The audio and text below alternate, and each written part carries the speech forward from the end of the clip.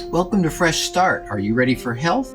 If you're finding us on YouTube, we encourage you to go to our website, freshstart.mhsystem.org, to see all of our modules. Let's continue our discussion on how to fill up with fiber. Those plant-based whole foods are high in fiber and water, so they fill you up without all the calories. We want you to eat the foods that are grown on a plant, not made in a plant, like the granola bar, which has salt, sugar, and fat added. We want you to eat those whole foods, things your grandmother would recognize as food that could be grown in the garden, not the food with the holes, high in salt, sugar, and fat, but something like this. I hope this looks good to you. So we have roasted vegetables. That moisture is the natural moisture in the vegetable. It's not oil. Instead of the olive oil, you have the whole food, the olive. And instead of salt, we have non-salt seasoning, like Mrs. Dash. If there's something in this you don't like, substitute it out. Maybe you like broccoli, put it in. Peas, put it in. You don't like the onions, leave them out. But you don't want to eat food like this. Let's talk a minute about calories. You hear lots about calories. What are they? Well, calories are actually a measurement of energy.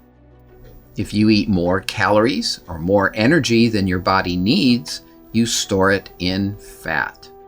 When we talk about the things we eat, I want to point out that 1 gram of fat, for example, about a thimbleful, contains 9 calories, while that same amount of starch or sugar, which are the carbohydrates, contain only 4, as does protein. So fat, weight by weight, is more than double the calories of protein or carbohydrates. So we really want to focus on a low-fat diet if you're trying to control calories. I'd like to point out another rule of thumb that's helpful in helping us understand this. We all need calories. On the average, you need 1,800 to 2,000 calories a day. If at the end of the day, you decide to eat 100 extra calories after you've eaten exactly what your body needs, and you do that every day, that extra 100 calories will account for an extra 10 pounds that you wear in the fat layer that you carry. Let's see how these extra calories sneak in on us. So at the end of the day, you decide you want a can of Coca-Cola. You don't need it. You could drink water, but you decide to drink it because you want it. That's 140 calories. If you do that every day, you can expect to put on an extra 14 pounds just from that Coca-Cola. Mountain Dew's even worse, 170 calories in a can. That's 17 pounds. Or even that fat-free milk. You don't need it. You could have water, but you decide to drink it instead. 12 pounds. That glass of beer or wine. 15 pounds. Let's talk about salads.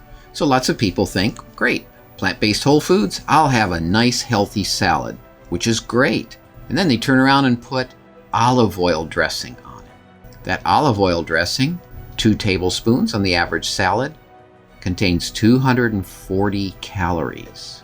The ranch dressing's even worse, 280 calories, compared to what you could use instead is a vinegar-based dressing that's only 60 calories. So you have about a 200 calorie difference, and if you do this every day, that's a 20-pound weight difference. That's not even considering the cheese and the croutons. Instead, maybe you could use a cup of salsa, some black beans, things like that you could put on your salad that would fill you up and satisfy you without all those calories.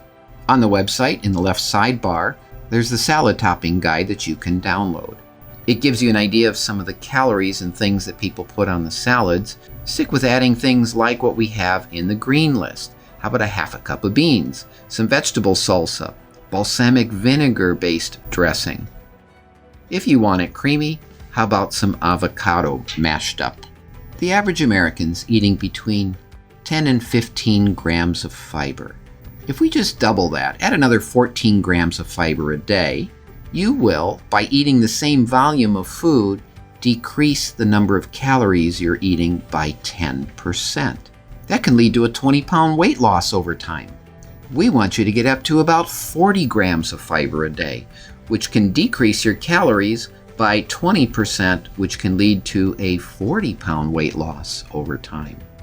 Here's what it looks like in a stomach. This is 500 calories of different things in a stomach.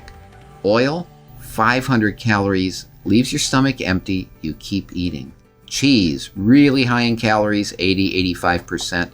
500 calories, leaves you empty, you keep eating. Meat, more fat than anything else. 500 calories, doesn't fill you up, leaves you empty, you keep eating. However, look at these plant-based whole foods, the potatoes, rice, beans, fruits, and veggies. 500 calories fills you up and you're satisfied.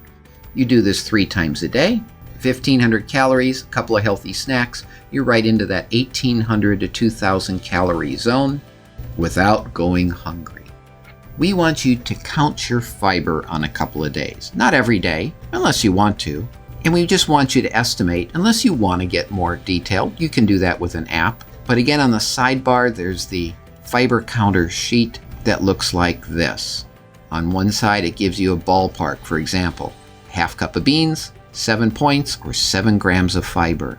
Vegetables, 1 cup, 4 grams of fiber. On the flip side, you have some blanks. You can fill in what you're eating. We want to see how close you are to getting 40 grams of fiber. If you're falling short, then go back to this guide and say, what can I do? Well, I can get another half cup of beans in. That's another 7 grams of fiber. Are you ready for health?